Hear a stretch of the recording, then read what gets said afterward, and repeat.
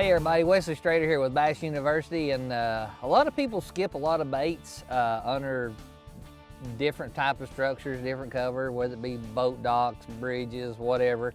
But I'm gonna show you a few baits that I skipped today. Some of them you'll recognize, some of them you won't recognize.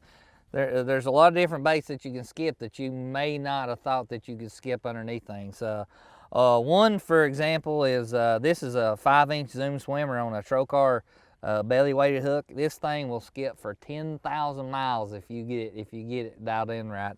I like to set the most of the things that I skip. I like to have a rod with just a little bit of tip in it. I'm not saying you need a lot, but you need a little bit. And the reason for the tip is on your cast and it's all going to be roll casting, or it could be sometimes I skip things by pitching it, underhanded. But the whole thing is you're wanting to get your rod tip loaded up on the initial the roll cast. You're wanting to get that rod tip loaded up, and then you let the rod do the work. You don't want to try to muscle it in with your arm. So this thing skips really well. I throw it on a 765 SBR PAL Max rod, a loose Pro TI 7.5-to-1 reel. This actually has 20-pound Sunline shooter on it, fluorocarbon.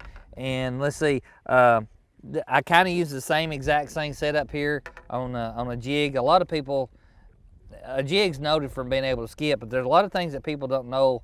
A lot of things you can do to a jig to help it skip better. I'm going to show you one of them here. What I like to do on my jig is, this is just a 3/8 ounce jig. This is 16-pound fluorocarbon line, same rod, same reel, but this is 16-pound shooter. What I like to do is, and this is twofold right here. This is actually a Zoom fluke stick that I have bit off or cut off, and what I've done, I filled the shank of my hook up with this piece of worm, and what that does, it's two-pronged.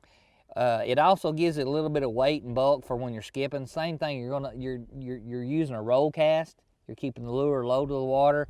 The other thing I didn't talk about is I have 0 brakes on my reels when I'm doing this. So this ain't something you just pick up and learn how to do overnight. This takes a lot of practice.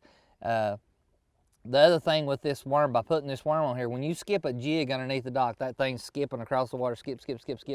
Well, a lot of times when it skips across the water, your chunk will spin around and get on your hook, or it'll slide up the shank of your hook. So that's what that worm does. That's two-pronged. It has two purposes. That keeps you from, like when a fish gets it and you're setting the hook on your trailer instead of the fish's mouth. Another bait that for years I didn't think, there's actually two here that I didn't really think that you could skip. I mean, I never even thought of even doing it, and I saw Bass University TV, an online video training course where you'll learn champion bass fishing techniques from pro anglers Pete Glusek, Mike Iaconelli, and their talented special guests. Watch hours of video content on multiple topics at your own pace for a low monthly fee. Cancel at any time. Subscribe today.